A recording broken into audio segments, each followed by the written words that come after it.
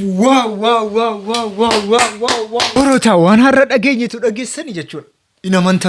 Hin amantanu haasaa kan. Kabajamoo obbo Yaadataa Junaydii waa hunda kan ka'e naatu siif cufanaan jedhanii jiru. Maqaa kiyya Yaadataadha. Waan gaggaarii dubbattanii jirtan. Waan jenneeti yoo hin guunnes itti deebina. Ani amma miliyoona 10 keessaan buusa wanta tana keessa. Ilmooti. Miliyoona 10 ammaaf miliyoona 10. Ammaaf miliyoona 10. Ammaaf miliyoona 10. Ammaaf miliyoona 10.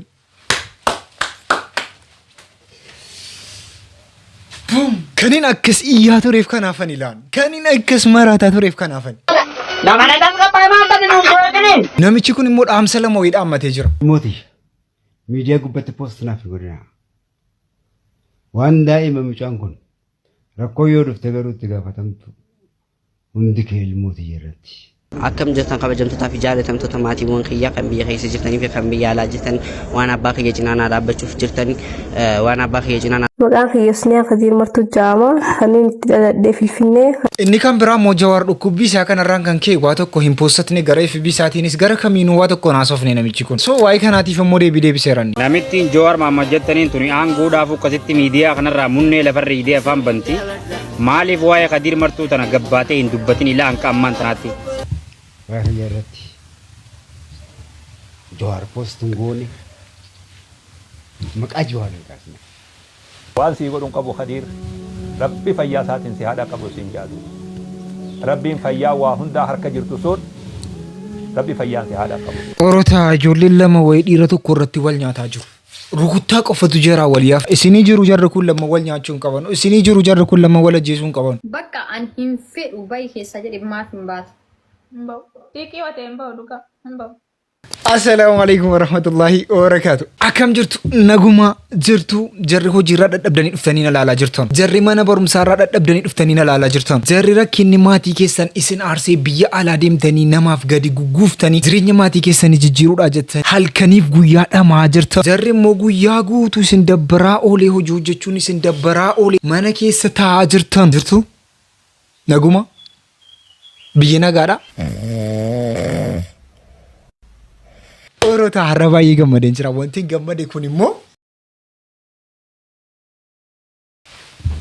Kabajamtoota ulfaatoo uummata Oromoo jiraadha. Amiin. Kan Musliimaa. Amiin jira. Kan Waaqeffataa kan Protestaantii hundi. Kan sabaa sablammii hundi.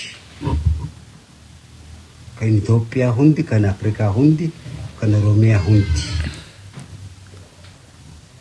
kan addunyaa hundi dhalli namaa haa jiraatu. Amiin jira. Namichi kun algaarra ciisee isinii haasaa jira laa hin qalladinaa. Kabajamoo obbo Yaadataa Junaydii waa hunda kan ka'e naatu siif cufanaan jedhanii obbo Yaadataadhaaf Rabbinaa kadhadhaa akka amantii keessanitti naa galatoomfadha. Waa hunda naatu siif cufa jedhan. Waa hunda naatu siif taha jedhan waan ta'eef kana booda waan tokkotti rakkatanii hin ciqqamina waa'ee kan kootti. Yaadataadhaaf Rabbinaa kadhadhaa naa galatoomfadha. Obbo Yaadataa nama akkamiiti? Maqaa kiyya Yaadataadha. Waan gaggaarii dubbattanii jirtan. Amma maaltu jira beektaa? Duraanis ukkaamsitanii irra teessan malee tuni waan guddaadhaa miti ni ukkaamsitan. Annaan sun beeksifne. Amma meeqa qabdanii meeqa isinii hafe? Meeqa lafaa qabdanii irraa irrata. So kanaafuu waan jenneeti yoo hin guunnes itti deebina. Ani amma miliyoona 10 keessaan buusa wanta tana keessa. Account kana keessa boodar yoo kan waliin geenye ta'e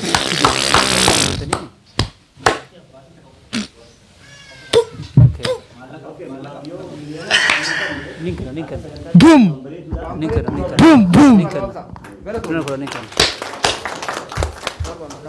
Akkasitti ukkaamsitanii irraan ta'inaa fi galla kisaa Boom! Birrii miliyoona 10.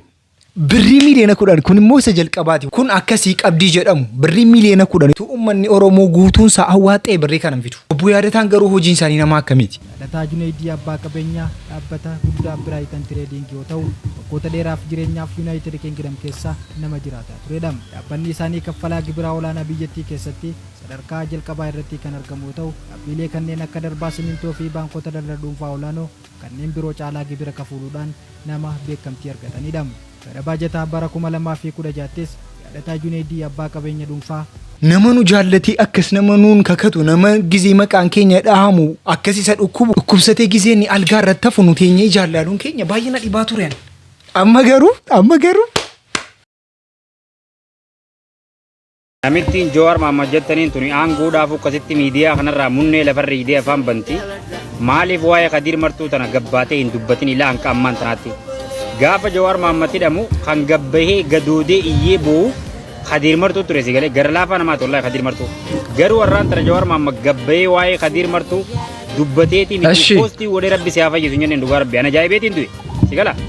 Nama ibiddan naquudhaaf aangoodhaaf miidiyaa kanarraa lafa riidee hudduu munnee lafa riidee akkasitti ootee gadooddi isiin nama jira nama du'aa poostii godhuu malee nama jira goota fayyaa dhabe tokko rabbi si haa fayyisu Oromoo bira dhaabbadhaa jechuudhaaf poostii godhuu qabid dadhabdee nama du'aa malee nama jira poostii godhuu dandeessu moo akkam isiin sila naaf hin galle baran qaalittiin Jowaar Mohammad jaaniin tuni aangoof jecha as gubbaa abiyyi halkanii guyyaa jettee hudduu lafa rigaa jirti si galee nama du'aa poostii godhuu ni beekti jira goota akka Kadir Martuu kana maaf poostii goota. Waa'ee kana irratti immoo innumtii Kadirumtii deebisee jira.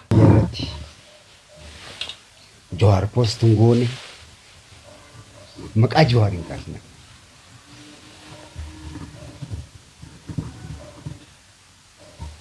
Jowaar hojii mataa isaa hojjeta waan dhukkuba kiyyaa wajjin wal qabatu hin jiru akka dhukkuba sataa tokkotti qobbalessaa tokkotti naaf gaddee eenyumtiinuu naa gaddee jira. Jowaar akkanan goone Mariyoon akkanan goone Ebelu akkanan goone jechuudhaan wal qaqqabachuun waan hin jirre maqaa kiyyaan eenyum qaqqabatin anuun qaqqabanne nama waan ta'eef. Haasawa bulguu kana ofirraa dhiisa. Waliigalaatii haasawa jiruuf jireenya isin jaaru haasawa. Maqaa kiyyaan gartee Ebelu akkanan goone Ebelu Jowaar akkanan goone anuun jenne maaltu isin hin jiru. Maaltu isin hin jiru. Namni na rifatee ni jira addunyaa kanarra. Jowaar diina kiyyaa. Obboleessa kiyyatti dhuudha. Eenyuma yoo ta'e. Abiyyi diina kiyyaa.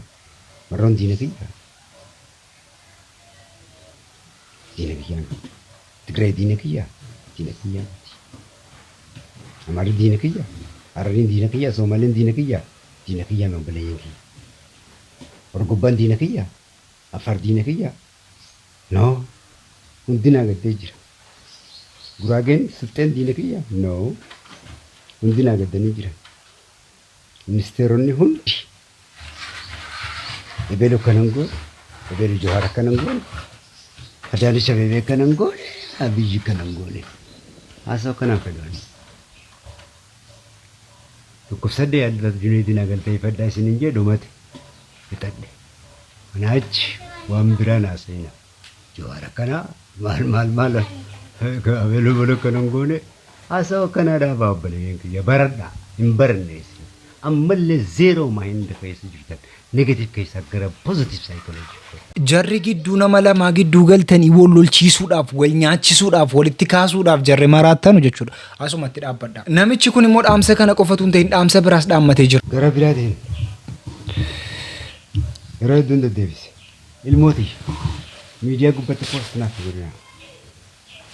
Waan daa'ima mucaan kun rakkoo yoo dhufte garuu itti gaafatamti. Hundi keenya nuti irratti warri miidiyaadhaan poostii waa godhanii. Bakka ilmoo koo miidiyaa irratti hin poostatinaa jedhaa jira. Maqaan kiyyoosnii Kadir Martuu jedhama. Kanneen itti dhaladhee Finfinnee, kanneen itti guddadhee Hirnaa. Mucaan kun garuu ilmoo isaatii? Ilmoo isaatii garuu mucattii siin amma. Maatiiwwan kiyyaa kan biyya keessa jirtanii Ani isa kanaan beekala. Ani isa kanaan beekala. Cinaa naa dhaabbachuuf jirtanii waan abbaa kiyya cinaa naa dhaabbachuuf jirtaniif baay'ee galatooma isiniin jecha ammallee warri sagaleen taaniif akka abbaa kiyyaaf sagalee taataniif hin barbaada. Warri hedduun UK jirtanillee akka cinaa dhaabbattan abbaa kiyya cinaa dhaabbattan hin barbaada. Abdiillee hin qaba akka cinaa dhaabbattan. Kanan isin jechuu barbaada abbaa kiyyaaf du'aa godhaa fi abbaa kiyya amma barbaachisnaa cinaa dhaabbadha abbaa kiyya sa'aataan kan hedduu isa barbaachisnaa. Namni hedduun warri achi jirtan hundi Oromoon UK achi jirtullee UK jirtullee kumatu jira warri hedduun UK jirtanillee abbaa kiyya cinaa dhaabbadha. Kana akka cinaa dhaabbattanillee sirriitti isinirraa abdii qaba. Hayyee galatoomaan isiniin jaa. Hayya abbaa kiyya cinaa dhaabbadha isinii jecha. Ilmoo koompoossatinaa jira garuu immoo namni kun immoo dideetuma ilmoo isaa akka kanaatti gara miidiyaa irra deemsisaa jira. Ituu haasaa abbaa dhageenya bareedaadha jedhee nama nama maaliif jennaan dhukkubarra jira namichi kun ammas kun immoo cinqii mataa dabalaa fi so waan kana dhiisaa bakka haafu. Gara biraatiin jarri raachis jarri sheekaas sagalee taa'aa jiru waan isin dhibu keessaa. Artistii keenya qabsaa keenya baay'ee jaalannuuf kabajnu Kadir Martuu akkasi cinaa jiru akkasi jaalannu sittinuuf sitti agarsiisuuf as dhufnee jirra.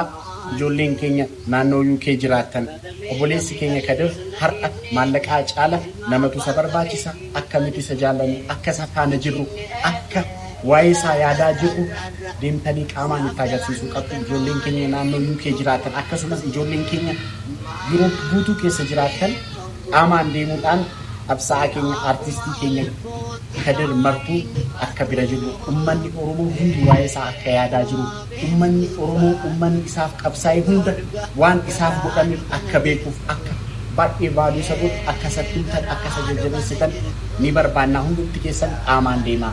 Kadir kiyyaa fayyitee immoo yeroo dhiyootti biyya kee dhuftee ummata isaaf qabsoofte wajjin gammachuu kee fayyuu kee akka kabaju abdii qabaa siifaan. Waan sii godhuun qabu Kadir rabbi fayyaa isaatiin si haadha qabu siin jaadu.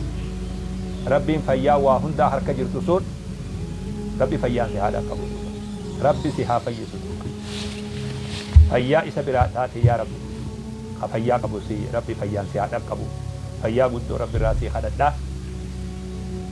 Dhaamsa kiyya kanaa fi du'aayii kiyya tanallee Kadir biraan nagaha. Rabbi fayyaa godhee si haa baasu. Hamtuun takka sin argini. Je'ee rabbi si kadhadha ilma kiyyaa. Orotaa kanaan booda namichi kun ni fayya jennee abdii guddaa qabna rabbi isa haa fayyisu garuu ammas taanaan immoo sagaleen keenya dirqama isaa barbaachisaadha. Dubartii 17 jirti. Gaara akiraa jirti. Torba gadhiisanii? Torba gadi dhiiftan. Kunoo jaahin duut. Torbaaf jaa? Jaahin duut. 13 eshi. Afurin jirti amma.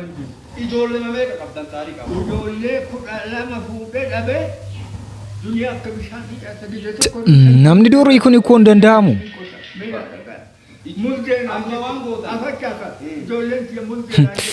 Waan danda'amu seetu miti namni durii kun. Qaldii dhiisaa sun. Ijoollee meeqa qabdan walii galatti? Ijoollee 32. Haa. Namni 20 jira. Ijoollee 32. Orotaa jarri qofti ikkoo bakka katamaa tokko ta'aniiru. Biyya tokko ta'aniiru bakka jara qofaaf ikkoo alaabaan kennamuufii qaba qobaatti. Qabalee tokko ta'aniiru jarri. Mangistii tokko jara barbaachisa. Mootummaa 10 qabdan. Suuraalee dhageettan kinoo hin laaltanillee nagayaan nyaatanillee dirri amma waan isiniin jedhu dirri namni keessanii biyyee jira bara. Ustaaz isin ustaaz nu asii tokko dhabne irraa sanchi 32. Njiru namni ammaa bari beekii osoo tulbii tammaa osoo ukatillee gadi hin ta'u. Eshi. Jarri durii akka kana warra 10 meeqa fuudhu. Ati garuu ammallee singilidha.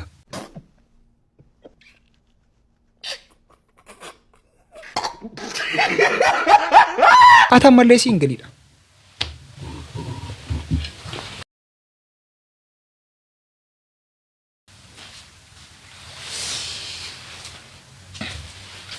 Bara silkiin hin jirre keessatti maatiin keenya akka kana warra 10 meeqa fuudha. Ati garuu ammallee rabbi siif haa kennu. ረብስ ይፈቅን ይሄንን ቪዲዮ ከምንን ጊዜ ባለፈ 10 ጊዜ ኮፒ ሊንክ ሼር ያያረጋችሁልኝ ይሄንን መረጃ ለብዙ ሰው እንድታጋሩልኝና ለሚመለከታው አካል እንድታደርሱልኝ በተተና ጠይቃለሁ። እኚህ ከኋላ የምትመለከቷቸው የዩኒቨርሲቲ ሰራተኞች ንጽህና በገደለው መልኩ ለዩኒቨርሲቲ ተማሪዎች ምግብ እያቀረቡ የዩኒቨርሲቲ ተማሪዎች እየታመሙ ብዙ በሽታ ላይ እየወደቁ እንደሆነ እየተነገረ ይገኛል። ታዲያ ይሄ ንጽህና የጎደለው የምግብ አቀራረብ በተለያዩ ዩኒቨርሲቲዎች ያለ ሲሆን ይህንን ነገር ተገቢው ምላሽ ሊያገኝ ይገባል ባይ ነኝ። እናንተ ስለነዚህ ምግብ አቅራቢዎች ምን ትላላችሁ? ሐሳብ አስተያየት ያላችሁ ሰዎች የገጠማችሁ ሰዎች ካላችሁ ኮሜንት ላይ ጻፉልኝ። ሪፖስት እንዳይ አይ ዩኒቨርሲቲ ኬኛ አይ ጆሌን ስለማናቲ አከሰከስ ጀታ ነው አችት ደምተኒ ልኪት ይገልጡ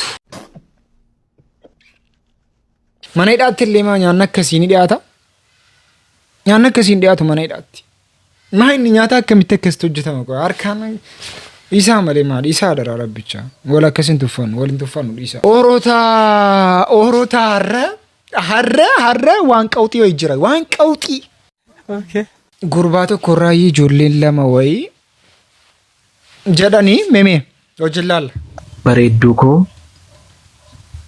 እሺ Giftii kooni beektaa akkan si mararfadhu hundumayyuu caalaa akkan si jaalladhu jaalala kan keetiin keessi koo qabamee si dhabee jiraachuun hedduu natti cime.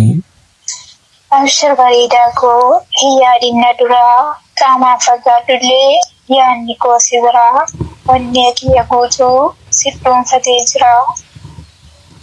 Hin dagatin yoomuu akka an si yaadu daqiiqaa tokkoofuu si dhabuun barbaadu. Tole bareedaa koo gonkumaan dagadhu atis hin dagatin akkan si jaalladhu. Qabbaneeffattuu koo obsituu waa maraa hunda namaa keessaa situ nama raraa jecha namaa laaltee nangatii nadaraa lakkoo fi bal'oo koo sirrattiin sabaraa. Ani jecha namaaf tasa iddoon qabu amma lubbuun jiru hin fedhu si dhabu amma lubbuun jiru hin fedhu si dhabu. rakkinni kan jiru iddee kami beektu mucaasii nama duukaa haasaa jirtu kun isaa wajjin hojii hojjetti hojii akkamii jennaan hojii walaloo hojjetti mucaasa kana wajjin immoo kan wal jaallatanu jiru isiin eenyu siin jennaan biiftuu jawaar jedhamti biiftuudha hojii wal jaallatu biqiltuun immoo isaa wajjin hojii hojjetti biqiltuunii fi gurbaan kun yeroo walitti dhiyaatanu biiftuun jaallataan jirtu jara kana lamman so kanaafuu jennaan aartee gidduu galtee mucattii kanaan itti kaatee jirtu. Dhimmeetiin irraa qabdu maalidha? Kama serious kan namni mata kasarraa qabu dhaggeeffatu siimee jira naafati dhimma walitti dhufnaan illee hin qabu wana walitti dhufnaan hin jiru. yeroo waa'ee qorataa dubbatamu sababni simmeetii yookaan miira keessa galtee aartuuf maalidha? Waan hin jaalladhuuf waan hin kabaju akka inni dhufamu fedha. Jaalli maaltu isa tuqe'an? Rakkoo ani akka nuti waliin hin hojjenne gochuudhaaf yaalaa jirtu maali? Ani sagalee dhalaa takka isa. Hariiroon keenya akka hariiroo obbolummaa ta'e sirriitti ni jira. Obboleetti isa waliin dhalatte maaf hin ta'in sagalee isaa wal jala qabdee haa hojjechuun barbaada. Sorry. Barbaaddu. Ashi.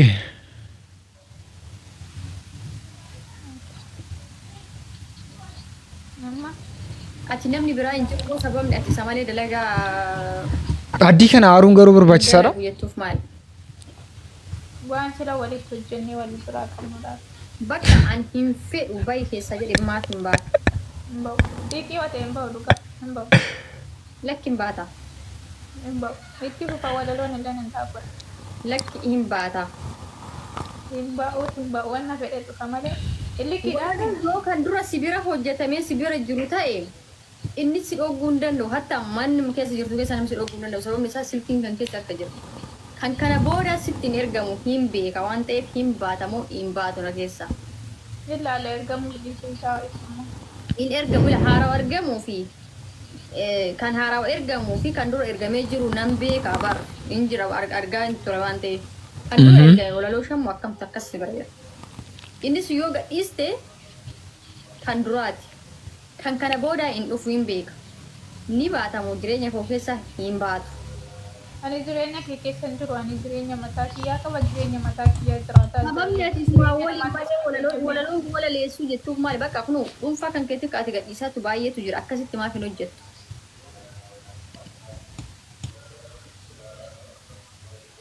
Akkanatti toletti hojjedha kun mirga kiyya natti fakkaata. Ani akka hojjechuu dandeessa. Ani qorataa miti. Ani biqiltu. Ani qorataa miti kayoo fedhe taa'ee jettee teessifte kayoo fedhe ka'e jettee kaastu. Ani biqiltuu of ta'ee jiraadha. Anis of ta'ee jiraadha. Waan fedhe gochuu fi waan fedhe gadhiifachuu mirga guutuu. Sirratti nirkadhu bara sirratti nirkadhu illee of dandeetuma jiraadha bifti.